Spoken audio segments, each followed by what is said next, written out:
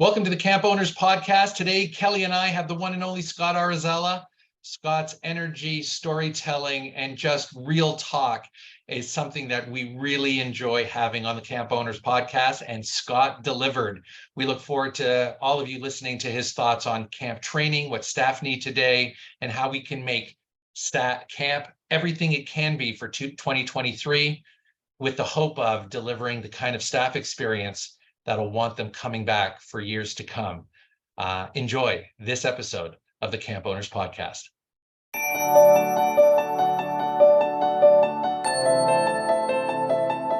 Welcome to the Camp Owners Podcast, a space for camp owners to talk about the unique aspects of camp ownership and get inspired by each other. We're going to sit down with camp industry experts, leaders, and fellow camp owners to hear how the camp dream transpired for them, learn from each other, and discuss some of the biggest issues in the private camp industry. Hi again, everyone. I'm Howie Grossinger, the co-owner of Camp Robin Hood, a day camp in the suburbs of Toronto, and a co-owner of Camp Walden, a traditional overnight camp in Northern Ontario. Welcome to the Camp Owners Podcast. Hello, everyone. My name is Kelly Schuna. I am the executive director and co-owner of Hidden Pines Ranch Day Camp, located in Stillwater, Minnesota. If you are looking to find and subscribe to the Camp Owners Podcast, you can either find us online at gocamp.pro/ownerspod or by searching for us in your favorite podcast app. Finally, if you're listening to this and thinking, oh my gosh, this is one of the best podcasts I've ever listened to for camping. I mean, yes, you're nodding right now. You're nodding. You're thinking, yes, Kelly. Yes, Kelly.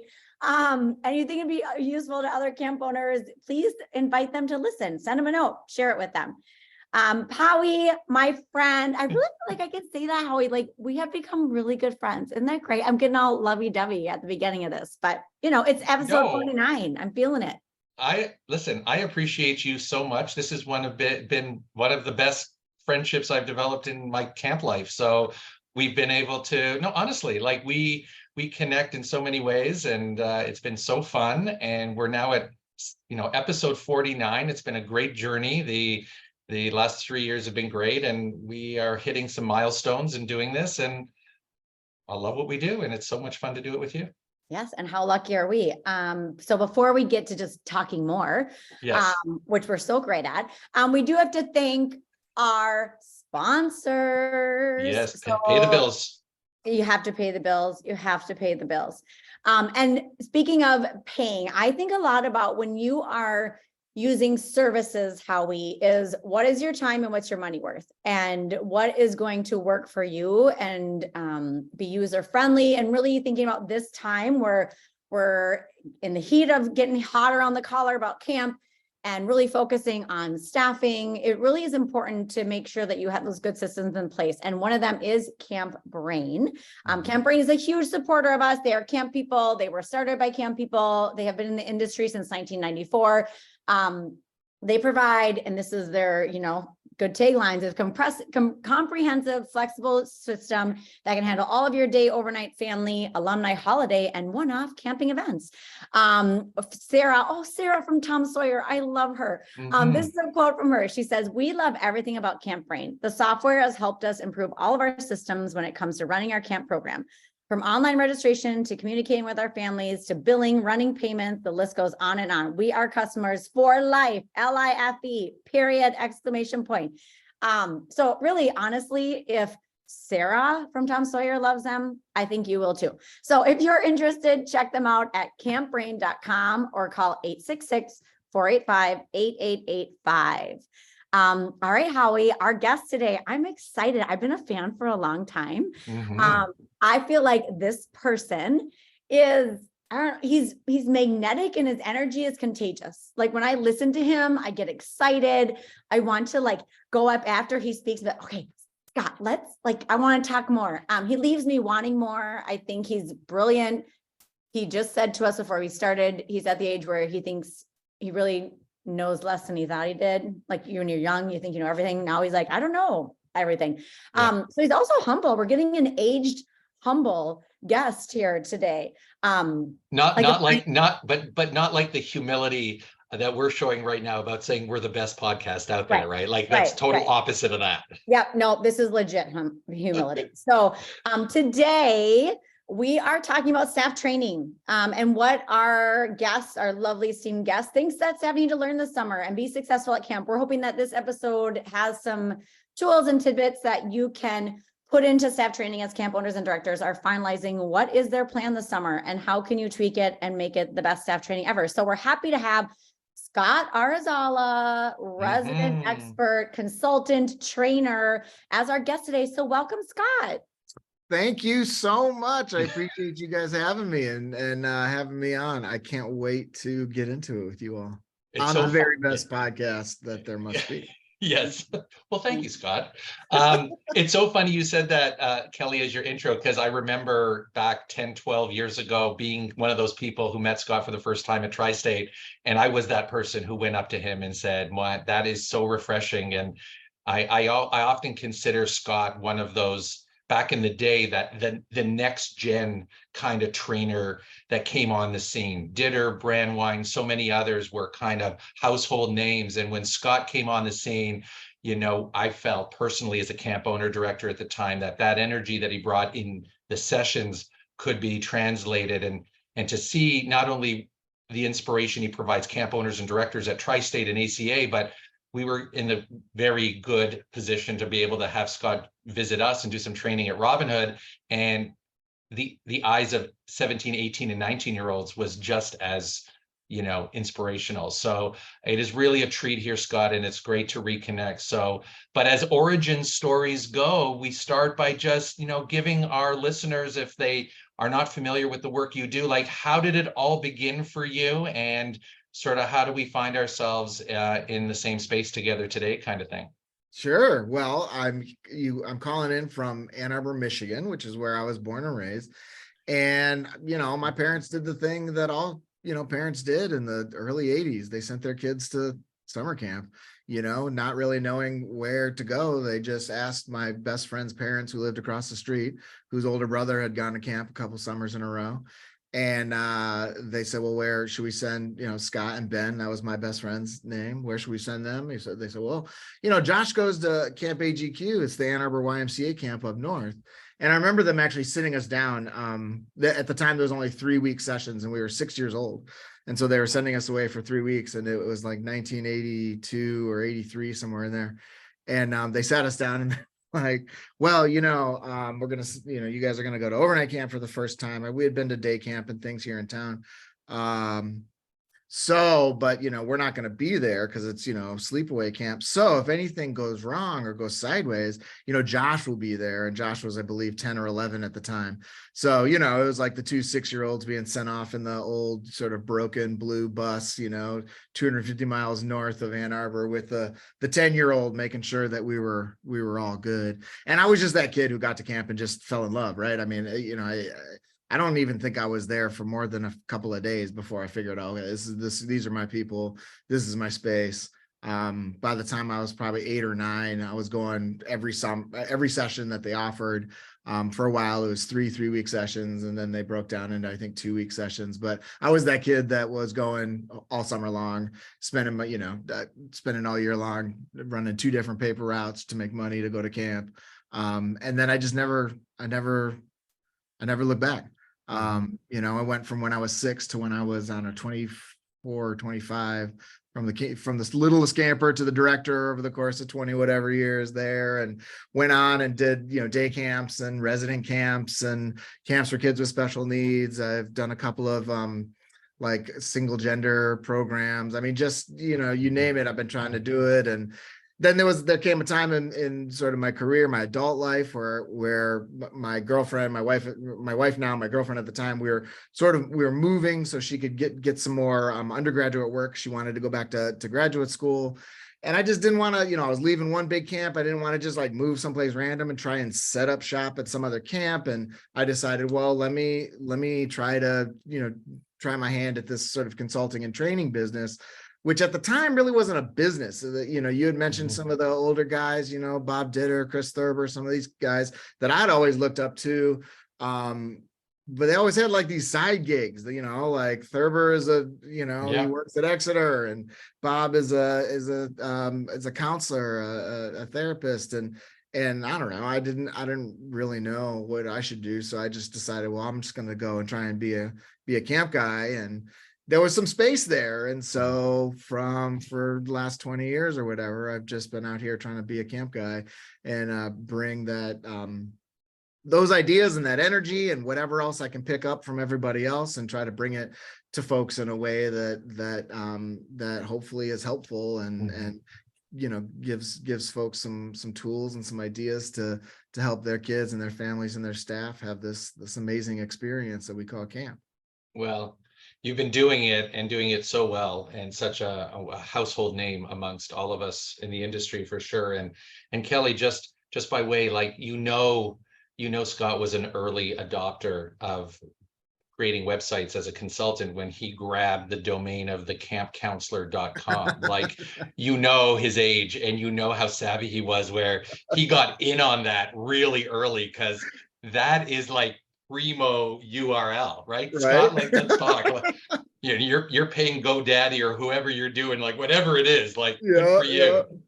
Yeah. I love it. Still only $5 a year or whatever. Yes. Well done. The campcounselor.com. Right. And listen, I encourage everyone to check out your website, because you got good stuff back in your Scott Arizala show days too on YouTube. So for sure. Yeah. Aren't those great? We can always check out our younger self on some of those things. I'm saying, no, my kids love it more than anything else. My boys keep telling me, like, how many subscribers I have. How come you haven't put up any videos for 3 years? And they give me a hard time about it, but I'm like, because I don't know, that's old, man.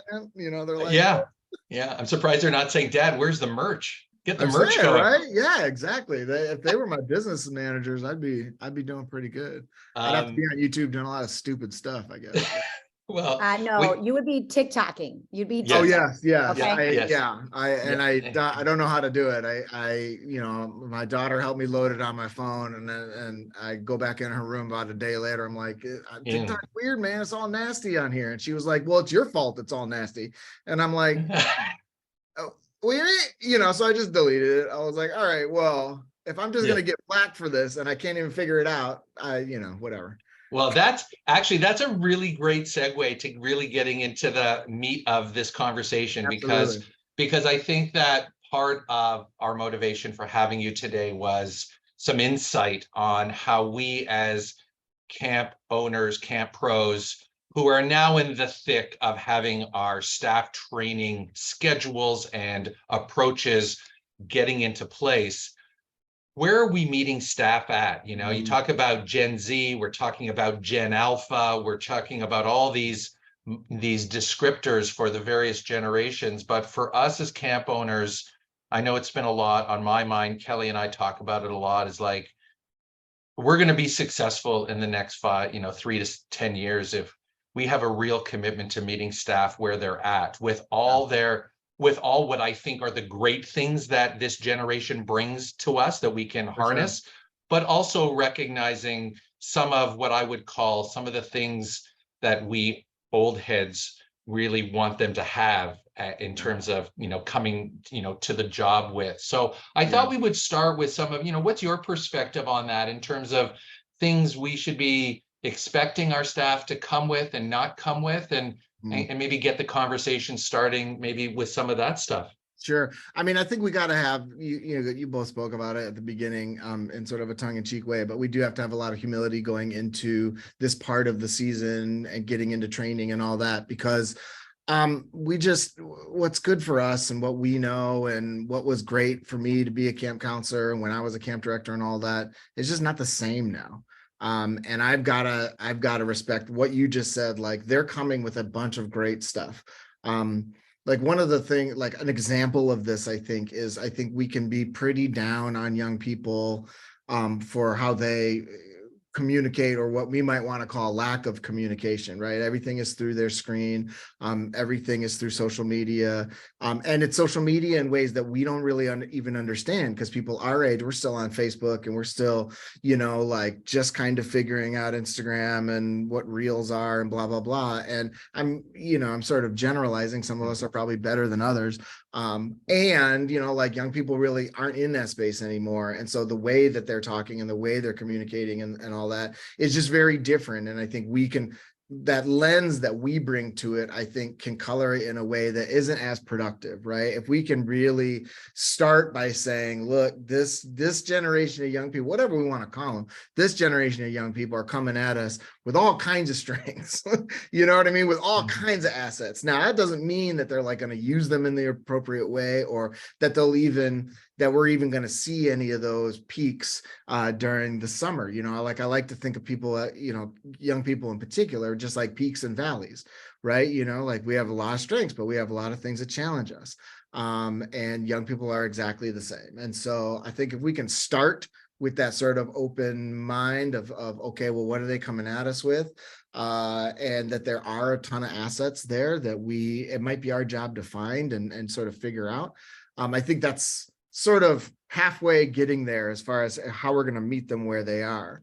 Then I think the second, you know, I sort of back to the basics as far as camp leadership is concerned. I think we, for a long time, forever, as far as I'm concerned, have been thinking about talking about goal setting and you know, sort of this individualized approach to making sure that our young people have sort of a path out in front of them. I think it's just all lip service. I've just never seen anybody do it really well. I've never seen people keep coming back to it, or have staff really driving that individually. Or I just feel like we as a leadership group in camp need to spend a little bit more time thinking thoughtfully, being very thoughtful about how that lays the groundwork out in front of somebody for this 10, however many week experience, maybe more like 15 or 20 week, if you sort of count the interviewing and everything and sort of getting hired. And if there's any kind of onboarding that happens between getting hired and showing up physically at camp, I think you can kind of count all of that as this, you know, as this experience. Now, and can we sort of lay out the runway in front of them in a way that is going to be really great for them? I think that's another idea that'll bring us closer to meeting them where they are. It's really interesting. It's really interesting because I think that based on conference attendance that conferences I've attended this past year, off season, you know, the focus is how it starts right at the interview, right? You know, this communication of delivering an interview that isn't as classic of, oh, I'm just going to ask you questions and how do you deal with this situation and stuff like this. This generation is shopping for an experience, and they want to be sold on the fact that you're providing a place for them to really walk away saying, I got a tangible experience out of that, whatever that experience is. And we're going to check off the social box, and we're going to check off the I made a difference box, and I'm going to check off the I got better at this box. But we as camp pros, I think the sense that I'm getting is that there's a greater awareness, and whether it's someone like me who's delivering that message or a young person more close to their age, the fact remains is I think this generation knows what they want going in, and we need to be attuned to that. Just sort of, you know, kind of just picking up on, you know, your thoughts on that. And I know Kelly and I have talked a little bit about, there's real shift now where, you know, we're not waiting till they get on the property. You know, we gotta get them excited from the first time they meet whoever in your organization is telling them about what they're getting out of this and what we can support them to get out of this. Because I think there's just a real sense of, you know, I want something out of this. It's not just a job. And and also remember that first point of contact often for some of our staff, and actually, truth be told, some of our very best new staff is not you, is not some professional in your office. It's like kid down the hall in the dorm who was a staff member for you last year, who's like, oh dog, it was so sick, you know, and like, that's their first point of contact. And then they're like, oh, well, let me go look at Instagram and see what these people are all about. And right. So that's like, that's like what's getting them excited about all of that. And, you know, I think it's so interesting what you just said about they know what they want, right? They know they're looking for an experience, but they got nothing underneath it. There's no skills. They're still only 17, 18 years old. So like so many folks came into people's offices last year and were like, had all the right words to say. We're like, I'm having like some mental health issues. I need a little space and da da da da da. And then they would say something like, so can I have 3 weeks off? Right. Hey, by the way, I'm just like, well, hold on, camp's only 6 weeks. You can't have 3 weeks off, So it's like, how do we identify that and then help them build their skill set to support that? You know what I mean? Like identify it and say, yeah, that's what we're offering. We're offering this like fun experience, this where you change the world, where you hang out with your friends, where you get to be outside, you get to like dive into some like skills, not even like skills like you're going to college, but skills like you get to like invest time and plan this sport or doing these crafts or whatever with kids, just like this really exciting stuff. Yeah. Right. And if they're buying into that, then it's like, okay, but so here are the things that you need to like work on so that you can really experience this to the level that we know you can. And oh, by the way, when you do that, look at all these smiling kids and these happy families that we're like putting out into the world. I mean, that's it, right? I think it's totally that. And what I'm getting, and I know Kelly wants to jump in here, is that they'll get excited about it. But you're right, Scott. I'm finding more and more now. So do I have to work all 5 days of the week? Can I just work 3? Like, because I got stuff going on too, and it's sort of, it's true. It is really an element of, I think, listen, we've had to be more flexible with staff than ever before. That rigidity that we all grew up with, where our camp director said, well, this is it. No concessions, like that's out the window. I mean, you listen to all the podcasts in the industry and go to conferences and everyone's talking about how there's been a lot of pivoting to that level of flexibility more than ever. And usually good things result because of it, but we're having to rethink that. Kelly? Well, I was making notes when Scott was talking and thinking about young people, and like you also said, Howie, they know what they want. And I think so much of not life, but especially social media is curated for them. And so how do we curate in the camp experience for these staff? And like you talked about, of helping them reach those goals of like curate your staff experience this summer. What do you want out of it? How do you want to grow? But also us being a part of that, of here's some growth that we also see, or getting them from like, this is what I want and this is where I want to go, to then using that humility that they have to get them there. Or how do we get them from point A to B? Like, cause you said, I think that is the hard part, is we want to do these things for them, but how do we actually make that happen? So I think that leads into our next question of, based on this curating their humility, or we need to have humility, but, and where young people are at, meeting where they're at and giving them those skills, because they have the words, but how do we give them the skills? Like, what should we be incorporating into training from your perspective, Scott? Well, I mean, one thing I'm about to say, I'm going to go on this a little tangent here, that is, that I recognize, I want to sort of say on the front end, that I recognize is we're sort of breaking the mold a little bit about how we've done things in the past. And I think that's important, that we all do those kinds of things. And human resource wise might be pretty challenging, but I just want us to start thinking about training on a more individual level than we have ever in the past. And sometimes when I say that, people start thinking, well, we do a unit leader training and a specialist training and like a cabin counselor training or a bunk counselor training. Isn't that what you're talking about? And it's like, no, I'm really talking about individual level. Like if you take all the bunk counselors, for example, right? Let's say you've got 30, 40, 50 of them. I guarantee that there's 30, 40, 50 levels of expertise and experience in there, and they all kind of need a few different things. Some of those counselors that, maybe are a bit more like me when I was a counselor, they don't need any training on getting in front of 200 people and leading, explaining how to play capture the flag. Like they got that part. They know that they can do that in their sleep and they're really good at that. What they need more is they might need more like, well, how do you talk to this one kid who just like seems upset, but nothing's actually wrong? You know what I mean? Like they might need a lot more in that area. And so I want us to start thinking about training in this individual level. And that's where some of like what I just said, those goals really come into play. I think it'd be a perfect opportunity. You know, a lot of our HR departments, our HR rules mandate, dictate, and I think it's a good rule that we should be interviewing even return staff, right? We should spend time actually interviewing them. Great.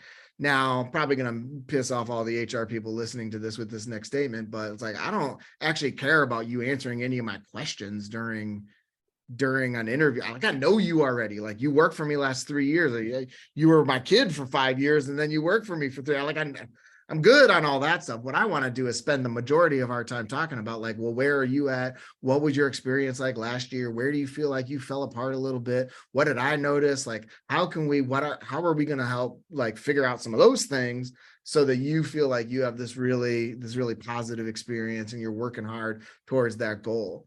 And I think we can use the interview process just like that, right? Because now here we are. Now, I really hope we're early April. I don't know when people are going to be listening to this, but it's early April now. But I really hope that we're all done with staffing, that everyone is just all sewn up. We feel real good. We got 10, 15 extra people already hired. It's great.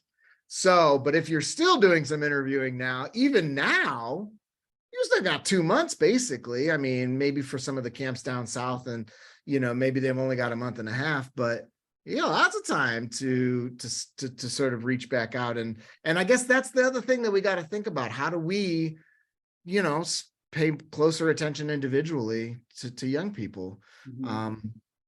There's one of us, and there's often 50, 100 more of them. Can we employ our assistants and program people and whoever else that might be year-round folks? Can we pull in some of those seasonal leaders, unit leaders, or other folks? I don't, you know, everyone's got kind of different names for those roles, but can we pull those folks in to start creating this experience of how we're leading them into training, whether that's online stuff or in-person stuff or just Zoom conversations. I think we need to spend a little bit more time individually on some of these young people to understand what they need and how we can help provide that in a more individual kind of way. And again, with the caveat of, I recognize, you know, the sort of how hard that could really be when you're thinking very practical. Okay, I've got 6 days with them. There's 5 directors. There's 200 staff. How do exactly I do what Scott's saying? Creatively, I think, is the answer, but I think that's one of the things that we can start looking at. Well, that was one of the, sorry, Howie, I was gonna say, that was one of the questions that I realized I missed at the end of all my returner interviews this year, was to say to them, of course, it's after going to the conferences, but was, what do you still need from training, or what do you still want from training? Because I think in the past, and Howie, we've talked about this too, is you don't want to create this new and return divide. Mm-hmm. You know, you want them together, and yes, you want to incorporate your training staff into training and use their experience. But like when you were just talking, Scott, I was thinking, you know what? Every year we do behavior training with our staff.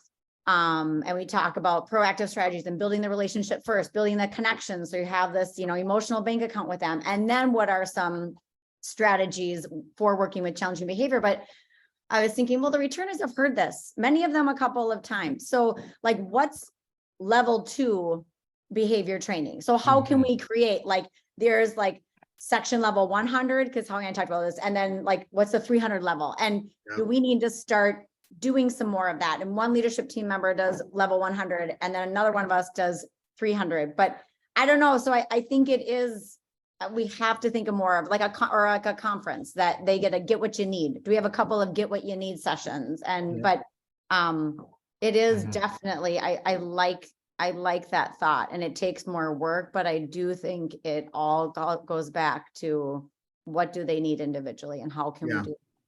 Yeah, and I think that Scott has, you know, hopefully made everyone kind of start thinking about that in a really unique way. I know for me, it's been a lot about putting certain levels of our training in the hands of a small group of our leadership, where more than anything, it's the consistency of the message and the expectation, just the structure of what we do.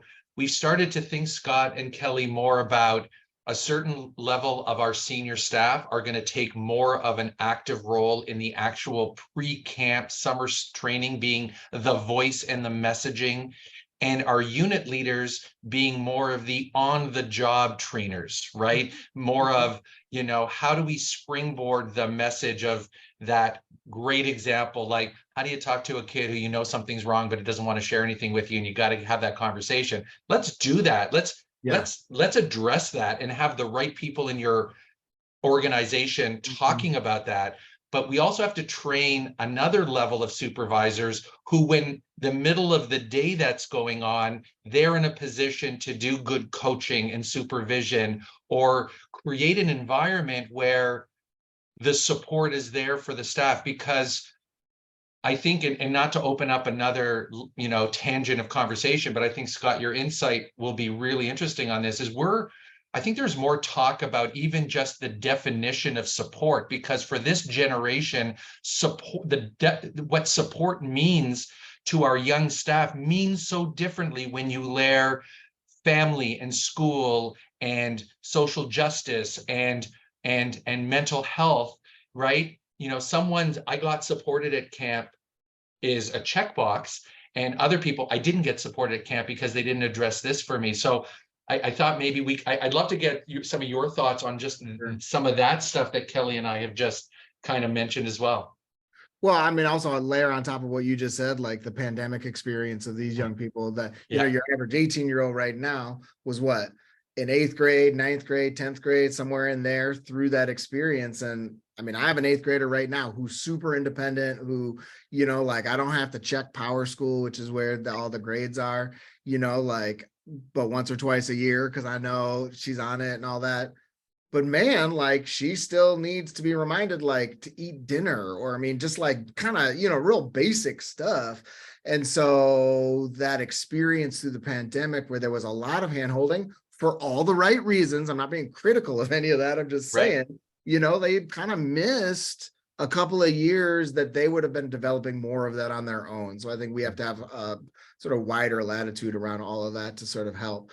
I think one of the things, you know, around this idea of support, I think the sort of glaring thing that we've been able to identify in the past, and we even been able to poke fun of it a little bit, in that, like, none of us got it appropriately, is this whole idea of leadership training, right? Because you want to put these, I think you're exactly right. We got to put more of the on the ground supervisors, again, unit leaders, head counselors, whatever they're called at your particular camp, these on the ground folks. You know, I mean, back in my day, like, there was just no such training existed. You know, I think I was told the summer I transitioned from being a cabin counselor to one of the directors, it was like, man, you're so good with 8-year-old kids, we're going to give you 50 adults, you know, like, good luck. I think I was like knighted with the clipboard of the dude who did it before me. Like, that was literally the amount of training I got. Like, good luck. And we've certainly gotten better since.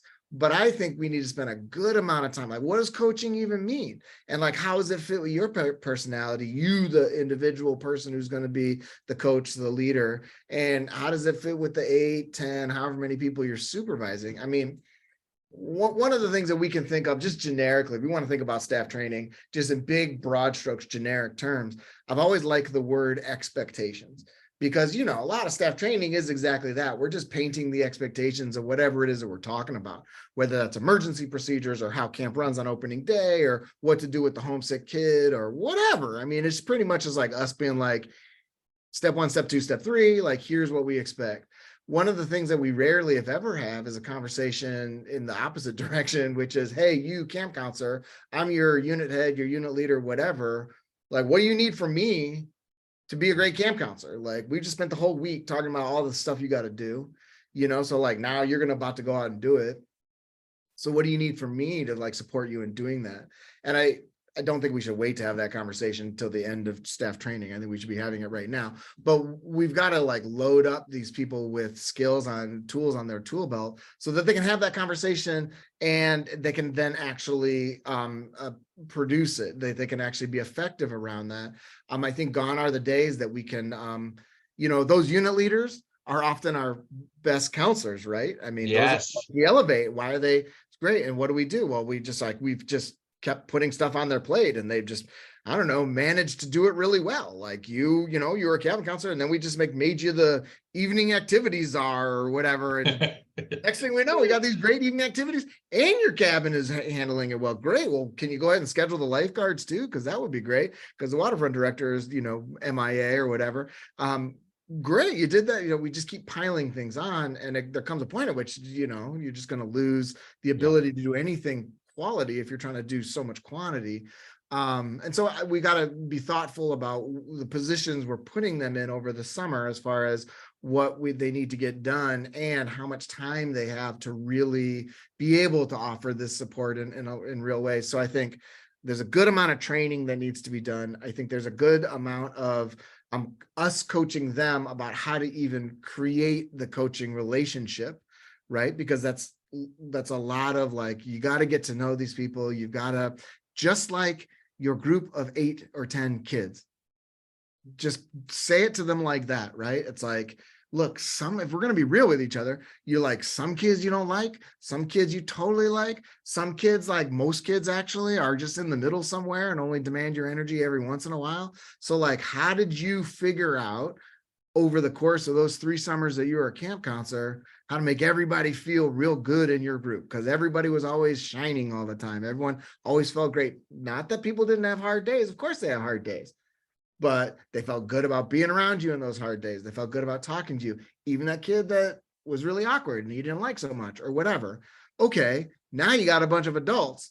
It's the same thing, you know? So like, how do you do it? You know, and how do you take that youth development idea that I think so many counselors like wrap themselves up in and just love when we're talking about 8 or 10-year-olds?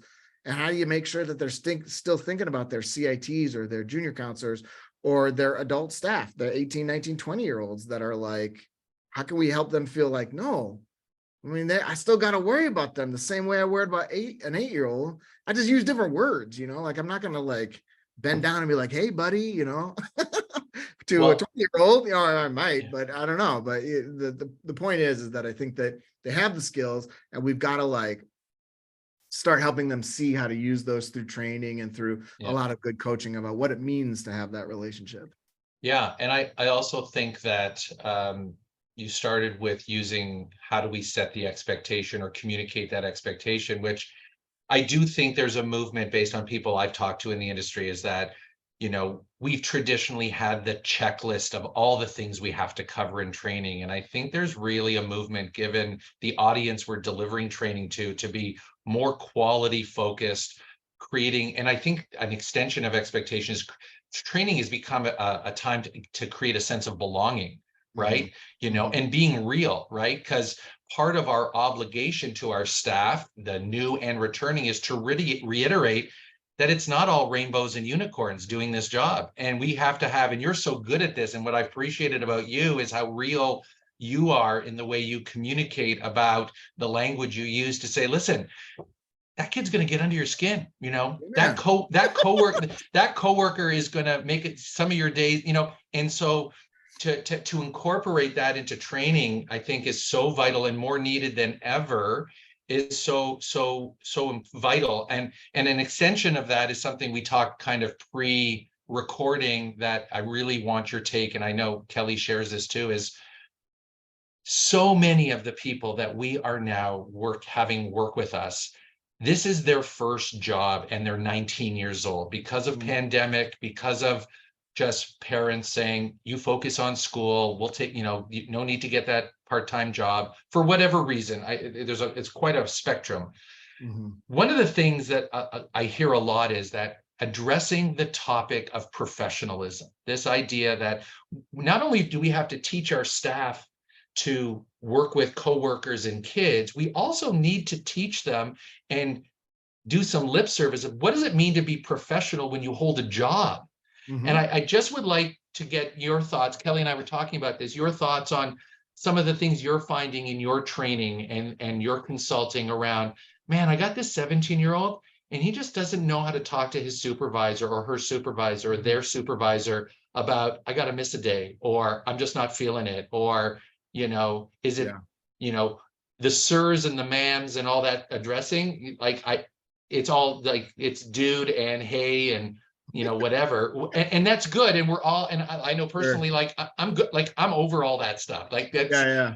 but this whole professional piece, I love your take on sort of where we're at and how can we as camp owners kind of set some expectations around that. Sure, sure. Well, I think it actually, what's funny is I think it actually intersects with what you were talking about at the beginning, which is this idea that we've got to really think about that list going into training, what that is, right? Because I think we waste a lot of people's times during training, and the best example I've ever been able to come up with is emergency procedures, right? Because everybody is like automatically, when you say that, they're like, yeah, we got to have a serious emergency procedure training, right? Like, we got to get all these knuckleheads like being able to like run this really specific training in a high stress, like we potentially just lost a kid or a building's on fire kind of situation, right? So fair enough. Okay. And what do most people do, right? Like most people just like open up their staff manual and like literally go through the emergency procedure. And I don't know, we take up a lot of people's brain space when we're doing that. And like the fact of the matter is if a building's on fire or if we just lost a kid, no one's going to remember the 15 steps. Like no 17-year-old is going to like remember any of that stuff. And so it's like, how can we take that and like pare it down? Like, look, man, if you're 17 or 18 or 19, I think I need you to remember one, maybe two things if there's a big emergency. And if you can remember those one, maybe two, possibly three, if it's super complicated, right? I'm going to tell you what to do after that, or whoever's in charge is going to tell you via radio, via everyone's on the softball field being counted, whatever it is, we're going to like let you know what happens next, right? And so that is just one example of how I think what we need to do is we need to look at that content and start thinking to ourselves, well, what's important for this camp counselor to know and to be able to believe or to do? And I think those are the three things we can think about during training that everything that we say during training should impact one of those, if not all of those three things. What do people know? What is their attitude or what's their belief about it? What's their sort of buy-in about it? And what is it that they need to do because of it? What's the behavior based on that, right? And if we can kind of pare it down and think about that, then I think we can get maybe a little closer to what you're saying, which is like, well, we need to teach these young people about having a job, now. I think this is going to be really different depending on who you are, right? Like you just said, Howie, you're not into, sirs and ma'ams and all that. I could care less what you call me as long as what you call me is like respectful. You know what I mean? So if you're like, hey, man, da da da da da, and you're talking to me like, cool, that seems fine to me. Because whether that's how I identify or whatever, but you got to have some thought in how you approach me. And so one of the things that I think is the best sort of way to think about some of this is to think about what bugs you professionally about your staff and sort of start there. Because I think if we just started picking things out of the sky, a couple of things might happen. One, we might start picking on the generation, right? We might start being like, well, none of them know how to do this, and none of them know how to do this, and none of them know how to do this, which isn't true. Those are big broad strokes, those are big stereotypes. A lot of them maybe don't know, but it's where stereotypes come from, right? And or we'll start like what's the best word? We'll start sort of putting our generation and our experience on a pedestal. Well, when I first started, I knew it was my first job. And so there was a lot of X, Y, or Z, right? And so I think neither of those are necessarily helpful in this moment of like, where are we trying to meet my young people right now? And so like one of the things that I noticed, and I think you have a great example here, which is like kids today need flex time in a way that I feel like they didn't even 5-10 years ago, right? Whether that is more traditional stuff, I got to do this thing with my family, or college registration happens on a given day or whatever, or the stuff we're seeing now more and more, which is like, I just need a little bit of a break. I'm sort of hitting that point, whatever, and I'm able to use my words to talk about, which I think young people weren't able to do 5 or 10 years ago, but able to talk about, for example, my mental health space. Or another good example now is like social justice, sort of through our programming. What's the messages we're giving and all this kind of stuff, right? They're able to talk about these things, but again, there's not a lot of skill underneath there. So if that's something that you as a director or owner has been bugging you from last year, right? Like, well, how come they just would always march into my office and I felt like, sort of at hostage almost to their demands, because it's like, well, they know that if they just walk, then I'm screwed. You know what I mean? So, okay, well, what are the skills there that you want to teach them? You want to teach them about, use the same words that you just talked about. You want to teach them about, like, how do you approach a situation with your boss when you need time off? How do you talk to your boss about some personal stuff that's going on, but you don't want to get too personal, but it has to do with some professional stuff, right? It's like, that it's making you not so good of a camp counselor in whatever area, right? And so you want to, but it's really some personal stuff. So how do you do that? Or how do you give feedback to your supervisor when it's your supervisor that, like, I didn't appreciate something that you said or did to me or whatever, right? Like, how do you have some of those conversations? And what I would do is I would start with sort of a list like that, like, these are the 5 or 10 things that have been bugging me, that I think will be helpful for young people in this, like, we're trying to help them transition to be, professionals, to be out in the workforce. And then frame it exactly like that. And as opposed to trying to create some 1 hour, so you're going to be a professional training at your training, I just think these are the things that you just spread in all along the way, right? These are the very consistent messages about, like, look, this is how we talk to each other. At our camp, this is how we talk to each other. We got some kind of beef, we got some kind of issue, we're going to talk about it. If you're the type that needs to, like, sit on it and think about it for a while, but I'm the type that needs to talk about it right away, well, we got to figure out something between us, because it just means that, like, I got to give you some respect and some space, even though I'm itching to talk about it. And you might need to come back to me and talk to me about maybe a little bit sooner than you would if it was something else in the other part of your life, because that I'm going to be over here itching to talk about it. Those kinds of things that we got to ask our real honest conversations, and all that stuff starts kind of back to what we talked about, which is like, where are we using our time right now to create good relationships with folks so that we can have some more open and honest conversations. We can get some of this out.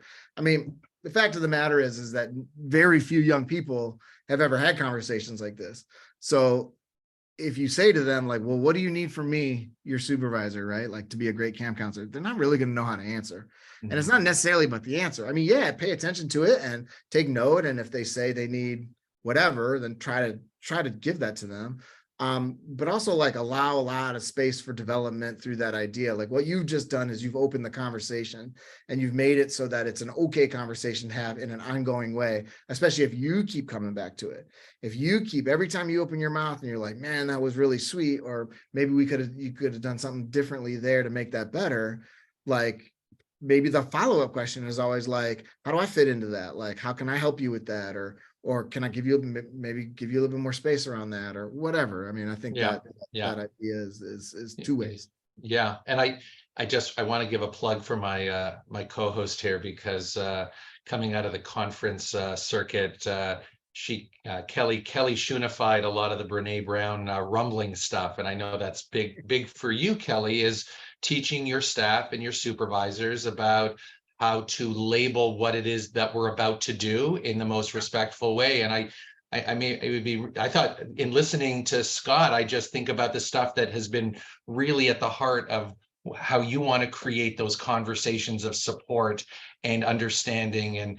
And I think you've been really good at declaring some things that have worked at Hidden Pines for you. So I just was thinking of you a little bit while Scott was going through, because the rumble stuff is really a great label for, and it's not a bad thing. A rumble's a good thing, right? We're getting to our attempt is to get to a better place. I don't want to steal your thunder because you do it so well, but I love the stuff you've been doing on that topic. Oh, that's flattering. Thank you, Howie. Yeah, no, I did think about that a little bit. And Scott, are you familiar with Brene Brown and her rumble idea? And, Yep. And I think the success of that, really, Howie, and it speaks to Scott, is sorry, that it's just a common language. Like for us, it's a common, difficult conversation language. So we can totally parse out, I need to talk to you, Kelly, that's a thing for like, where's the cardstock? Can I borrow some more paint from the supply closet? Where's the chalk? And I'm like, yeah, got it. Versus, can I talk to you, Kelly? And then it's, I need a week off, whatever, right? So when we have a common language of, I need to talk to you is an easy, and I need to rumble with you, and here's some starters for that, like, great. Then we're speaking a common language. But like you talked about, Scott, is here's our common language, our common understanding for this. So thank you, Howie. But I think it really boils down to what you're speaking to, Scott, is expectation, a common culture around whatever that is, culture around professionalism. And I was also thinking about, like we talked about, Howie, is can we bring this back to what they're so passionate about, making a difference, impacting kids, is like, when you come to me with this is what happens for the camper experience. This is how it affects the campers, or this is how it affects that culture of staff. Like, can we relate back some of those things that are hard for us or bug us to then, if we do this, this happens to this, like that domino. And I know that this generation, they don't want to do that to each other. I think they very much have this like wanting to be a great coworker, passionate for the mission, is how can we help them connect? I want to make a difference and I want to do this awesome job. But when I make these individual choices, which is camp, how does it impact and swing that? Like, how do they swing and hit each other in positive and negative ways? I don't know. That's what I was thinking, Scott, of how do we bring it back to that? I think it's as simple as the conversation that we've all had a million times with kids, right? I mean, like, okay, so you got all mad at him. He took the stick that you were playing with and you like smacked him in the face or whatever. Like, now what happened? Like, how did that work out for you? You know, here you are talking to me like that kid isn't even in trouble, really, right? He's over there, you know, so like, and you're the one that's talking to me right now. Like, this doesn't seem like it worked out too well, right? And so a lot of those conversations end up being exactly that, right? Like, well, what choice can you, what's a better choice you can make next time this happens, right? To kind of get what you want out of this whole situation. You wanted your stick back, you wanted to be left alone, you wanted to play the game, you wanted to be a part of the group, you wanted to whatever, right? You know, kids get, generally speaking, can at least articulate that a little bit, especially if we give them some time and space to calm down. I think with adults, it's the same thing. I think sometimes we don't want to have this conversation with adults because it feels somehow condescending, but we also have to remember we're youth development people, we're youth development professionals. Like, this is our whole job. So you got to figure out how to say it to a 20-year-old that doesn't sound condescending. And I just believe in our industry and I believe in our leaders enough that I know we can do this, right? It's like, well, okay, well, what do you think is going to happen with the kids' experience? Like, if you take a week off or you do A, B, and C, or you make these individual choices, sort of like, as you're saying, Kelly, like, we know that you woke up this morning wanting to change the world, right? We know that you have that motivation, the inspiration, and then there's these choices over here that don't seem great. Now, I could tell you from my vantage point as the camp director or your leader or whatever, what I think and why those things are a problem. I'd also like to hear from you about why those things, what are potential consequences to those things, or what are the positive consequences, not the right word, but what are the positive actions that came out of that as well, right? Just a more real conversation about all of that, I think, is really important, and it helps them do the thing that we want them so badly to do and figure out, which is like the mechanism in their brain that isn't really good to go until you're like in your mid-20s or maybe even close to 30, right? Which is like, if I do A, then like B, C, or D might happen. And is that all okay? And so should I still do A? You know what I mean? And that can be quick, it can be super long and thoughtful, but it's a skill that we know that they don't necessarily have. So we've got to think about, well, how can we help them develop that skill along the way? I mean, isn't camp a great opportunity for that? In fact, that's how we think about kids and their behavior, right? Like, camp's a great place to learn how to screw up because we're so forgiving and loving. We're just like a bunch of very loving people in the woods, right? And so we're like, look, you can screw up 17 times and we're pretty much going to be okay with that. And we're going to be calm and we're going to talk to you about it each time. And right? Can we go forward a little bit of that to our staff too? Like, look, you're 18. This is a great place to like screw up and like swear at your boss a little bit. Because in another year or two, when you're working at wherever and you swear at your boss, you're definitely fired.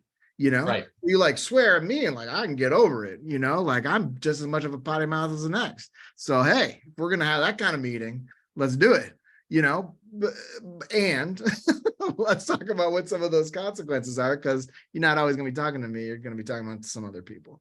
It's so, yeah, and I think that's such a great answer, because I know that it's so interesting, because we have leaders in our midst who have their own expectations as supervisors, the way their staff's going to talk to them.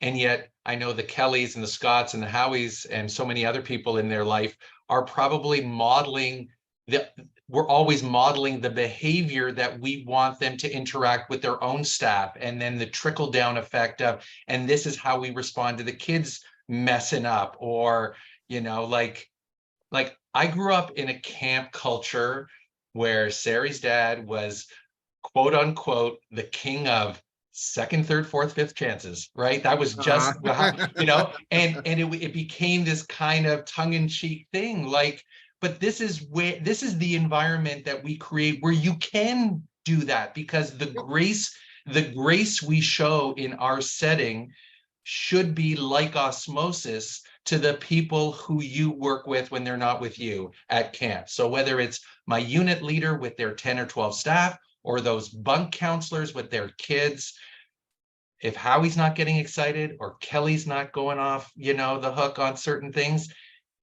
I didn't tell you that, like, you should know that that's how we manage things here. And I think in some ways though, Scott, we relied way too much in the past of just young people picking up on that from us. And I think we have to more than ever find appropriate language to use those as prompts of, see what I did here? This is the kind of stuff that's worked for me. I'd love for you to find your own way of reacting in that way. And I think we have to label that more. And I find that we're thinking about that in our training. And I think that's kind of a springboard to kind of our last part of this, is some of the tips. We talked about, communicating expectations, right? Mm-hmm. Establishing culture, getting into the emergency procedure example.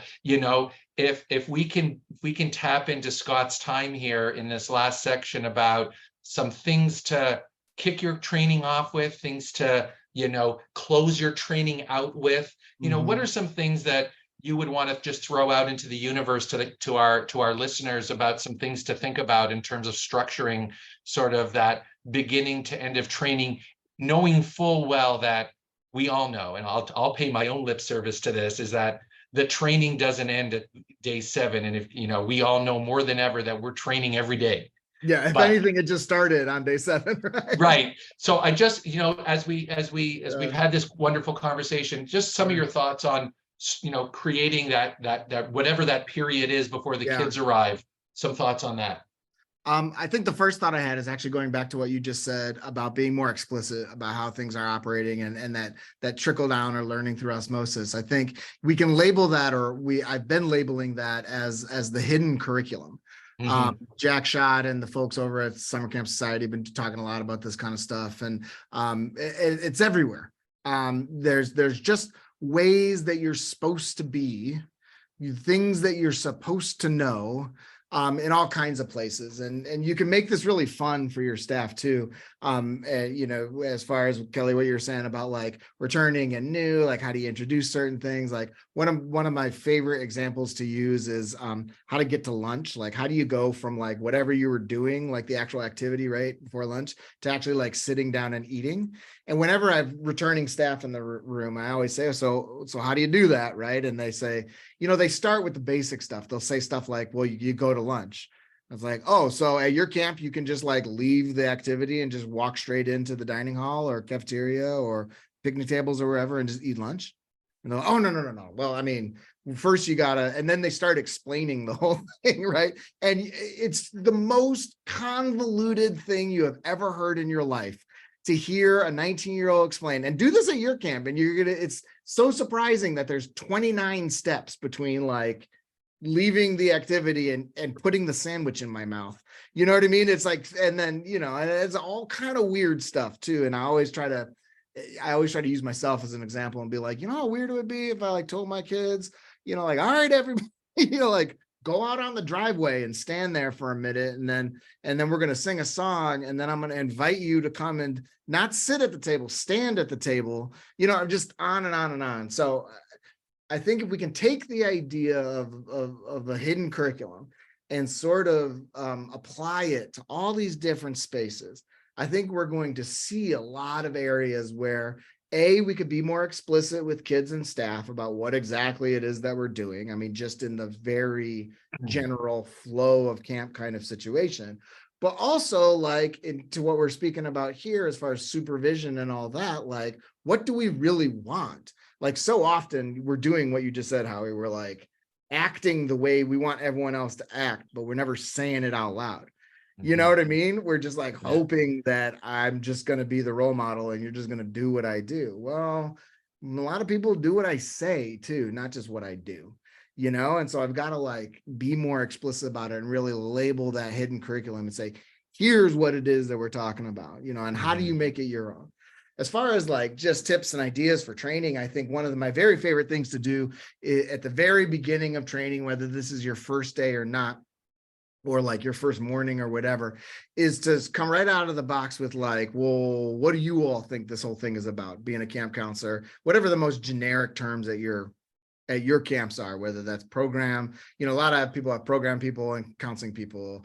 You know, so maybe you do it in two different sort of groups, or if you kind of generically call everybody camp counselor, maybe you do it in one big group or whatever. But, you know, this idea of like, you all put some meat on these bones now. We're just going to give you them.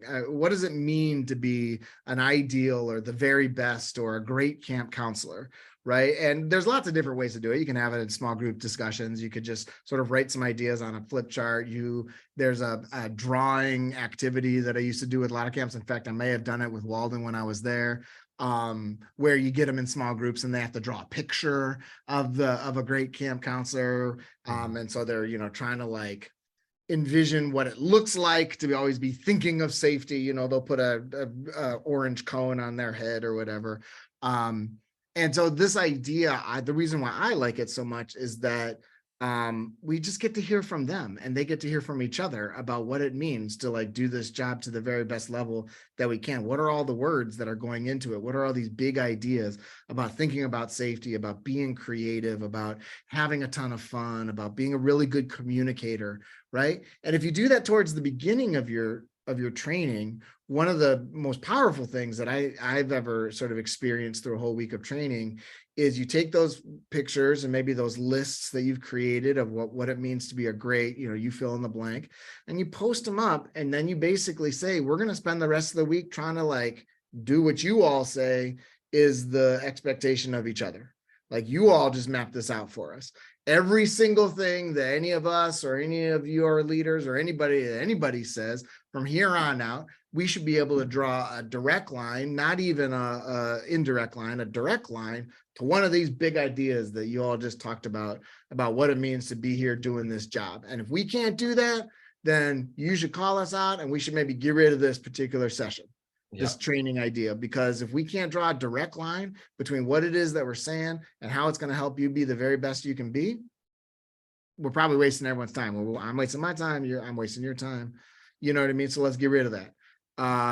So that's one of the things that I really like to do at the beginning.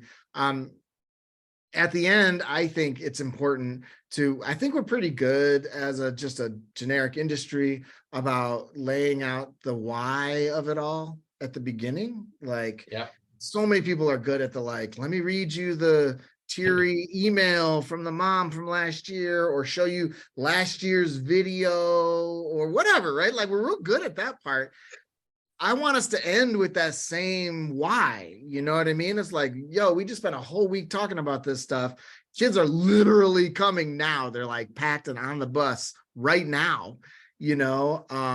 So we should give them a good dose of that before, you know, we hit, you know, go time. Like they should Yeah. have a real strong why. And it's all different for all of us. Like I'm a storyteller at heart. So for me, it would always come down to like, let me tell you a story about some kid who now is, 35 and still calls me their camp counselor, Yep. or whatever, I mean, like, let me show you the impact, like in my life in real time about what you're doing every day. And if we can do that sort of at the end, because I'm pretty sure we're good at it at the beginning, starting and ending with why really is delivering a lot of like meaning to the experience, even if throughout the way we might have missed the mark on a couple of moments or a few sections of what we're doing because we can't break it down so individually, or my organization says I have to talk about this stupid stuff in my staff manual, or whatever the other things are. There's always going to be those things. It's never going to be perfect, but if we can, sort of couch the whole thing, bookend the whole thing in that why and that real inspiration, I think we're able to tap into that emotional part of their brain that's going to like help them actually use the stuff that we talk about. And that's I guess my final piece as far as like what I would say just generically about any staff training is that, like, can you answer the sort of so what question at the end of whatever it is you're about to say? And again, if you want to think about it in those three sections, the knowledge, the attitude or belief, and then the behavior, if you want to think about it in steps, even though that's not how anybody uses any ideas, like step 1, step 2, step 3, however you want to think about it, I think if you can really answer that sort of so what question at the end, like what's this person going to do with this that I just said, then I think your training is just a lot more practical at the end of the day. Well, I think that you've described sort of this idea is how do you kick it off? And how do you bring it home? And how do you make it all make sense at the end as well? And I started giggling a bit because I always have Sari, say, you got to read this testimonial. This is a really good one. This is a good one. Let them know this one. This is about this part of our program, or how much they progress in swim. And actually, I love that. I was giggling also because I said, wait, has Scott secretly been at the back of my pre-camp opening session? Has he just seen what I do? Love the video. I get it going, all about that. You got me. Oh, you pegged me pretty good. So I was wondering if the last couple of years you've been sitting at the back of my staff training, but it's so, and we have to just, I think we're hiring people, generally speaking, who emotionally understand the contribution we need them to make. And I think that it's beautiful about this industry is when we're robotic, we're not like, we can't be robotic in this. It's not the other jobs where we're reading off the manual to everybody. Although I think we can all be guilty of some of the staff policy sessions, which we all can't find new ways to deliver, but that's another story. It's a whole other episode. Yes. Having said that, I think that how you bring it home, and especially with the kids arriving later that day or the next day, like, I think it's powerful stuff. And I think we're pretty good at that. I think, and we know, and we need to pick the right people on our teams to deliver that, right? Yeah, for sure.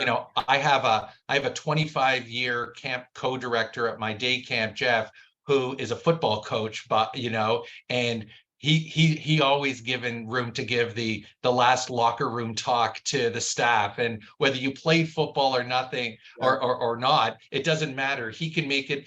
His appeal is that kind of thing, and I love that. And I'm so glad you included that, because I think it's a powerful piece in all that.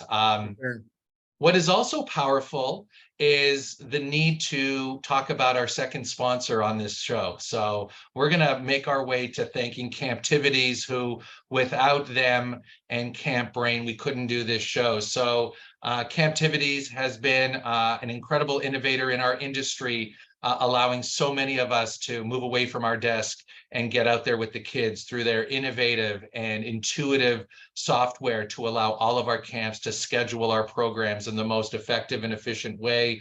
Camptivities has made a splash in the industry, really committed to making the product bigger and better every year. Many of our listeners would have seen them at a variety of camp conferences, not only in the States, but now in Canada, attending the latest OCA conference. So if you're looking to enhance group scheduling, camper scheduling, batch scheduling, as a Camptivities user myself, Ryan Rosen and his team are ready to talk to you, get a demo, see how it could help you and make how you organize your summer that much better. Check them out at camptivities.com and set up a time to meet. And think about all the butcher paper and Post-its that you'll be saving. Thank you, Scott. Exactly. Exactly. Yes, 100%. Kelly, ready for some inspiration? I'm always ready for inspiration, Howie. All right. So we always end our show with something that's inspiring us right now. It can be a book, article, podcast, documentary, leadership quote, anything else really that's like feeling that fire, maybe making your collar a little less hot at the moment, and just more excited. So we always share something and ask our guests to share. So I will start as a good role model. And Scott, it's like we are sharing wavelengths today, because mine is about the hidden curriculum. So I went to Winnecoda, and Jack Schott spoke there, and he did a phenomenal job. Just absolutely shout out to Jack. He's great. And one of the things that he talked about, and some of the Summer Camp Society people talked about at the national conference, was that hidden curriculum and making outsiders feel like insiders. And Jack just really made me think about and inspired me of, we say we eat like a family at camp. Well, he brought us this exercise of, how did you go to someone's house as a kid and they ate totally different from your family? And what did that feel like? And I thought, oh, yep, Kelly, at flag in the morning, you say, at lunch, we eat like a family. Well, what the hell does that mean? Right. And so giving more of that and talking to kids, like, there's a lot of waiting at camp. Yeah. And then if they're not waiting, great. Or here's some of the weird, or staff, we bring them into staff training, we take away all their coping mechanisms they're normally used to. Well, how do we incorporate them and be like, oh, this is what this means? I don't know. It just really made me feel like I need to do this little audit, right? Of like staff training, the things we do. And if someone just came in off the street, would that make sense to them? And if not, we need to help them become those insiders. So that to me has been my inspiration lately, is really taking a reflective look at what we do and having a commitment this year to making the outsiders feel like insiders quicker, not 2 weeks in. So Nice. That was mine. Nice. Howie, you want to go next? Sure. My inspiration today is a book. I was inspired by a great session that I saw from Matt and Jared from Camp Ramacoy in New York. They did a great session on what campers and staff need and how we can help campers, counselors deliver consistent supervision and commitment to our mission and values. And the book that they used that inspired them was this book called The Power of Habit. It talked a little bit about how we discover why we do and how we do things, and likening the performance of counselors and supervisors to committing to certain habit-forming rituals every day about how they support kids and how support staff. And it all started by a better understanding of how we develop habits and how we can train. And fundamentally, it was a lot of what we talked about today. It was about, how do we develop skills in people? How do we communicate, sort of the essence of delivering this experience through creating culture and expectations? So shout out to Matt and to Jared for an awesome session. And they got me onto this book, which I'm finding very inspiring this day. The Power of Habit by Charles DuHigg. Cool. Awesome. Thank you, Howie. I love a good book. All right, my turn. All right, Scott, what about you? I got two actually that I'm going to share with you folks. The first one is a book by Rick Rubin. It's called The Creative Act, A Way to Being. It's really different than I thought it was going to be. And the reason why, well, it's his musings on what it means to be creative. And for those that don't know, Rick Rubin is a music producer and has been involved with music since the early 80s. And so I sort of thought it was going to be much more music focused, and actually it's not. It's very much so the idea of creativity, and that we're basically all artists. And I want camp folks to feel that same way, because we're used to talking about some of the more ethereal ideas, like the magic of camp and so on and so forth. Part of that magic is us sort of bringing our full selves and appreciating the sort of creativity that we can engage in and sort of spark in our communities. And I think this is the kind of book that will give you some ideas, some quotes, but also sort of help you feel firmly in the shoes of an artist, even though I think a lot of camp folks might not call themselves an artist. So that was my first inspiration. My second inspiration, for those of you who like music, is this book called Dilla Time. It's about a beat producer from Detroit, Michigan. The reason why I wanted this to be an inspiration for this particular podcast is because not very many people know Jay Dilla. Although he has had one of the biggest impacts on music that we listen to today than just about anybody else. And that to me rings so true of the camp experience. I don't care if you're a CAT or you're the camp director or you're just the dude who comes and cleans the toilets every Tuesday. I'm telling you right now, you're a part of this bigger thing. And because of what you're doing, kids and families and staff are going to have this amazing experience. And if everybody can walk into camp feeling like that, then camp is gonna, the positive nature of camp and the positivity that we put out into the world is going to increase tenfold. And Dilla was the kind of person, sort of warts and all, that came to bear on music. And now there's not a song you can listen to that doesn't have some sort of influence by Jay Dilla. And I think that is something that we can all take into camp and really respect out of what everyone's trying to do there. Awesome. New twist. We never really had a little music theme. I like that. Love Thanks that. for bringing that. But thanks for bringing your flavor, Scott. Thank you all for having me. I appreciate it. I like it. So our final thing in order of business is just, if people want to connect with us, get a hold of us, how can they do that? So Scott, you're first. What is the best way for individuals to get a hold of you? I know it's super old school, folks, but I'm going to go email. Okay. Go ahead and just email me, love scott@thecampcounselor.com. You can search for me on social media, but guess what? You won't find me. You might find some old stuff, but you won't find any current me. So go to my website, thecampcounselor.com, or email me. Amazing. Awesome. Howie, what about you? Well, I'm doing what the kids are doing. So you can find me on social channels at Howie Grossinger on Instagram. I embarrass my children with all kinds of fun stuff, but it also is kind of camp related. But you can also reach me at howie@camprobinhood.ca. We would love to hear from you if you've got some thoughts and some suggestions for future shows. Awesome. And I am on social media. I'm on Facebook. My Instagram, my personal one is at KJSchuna3.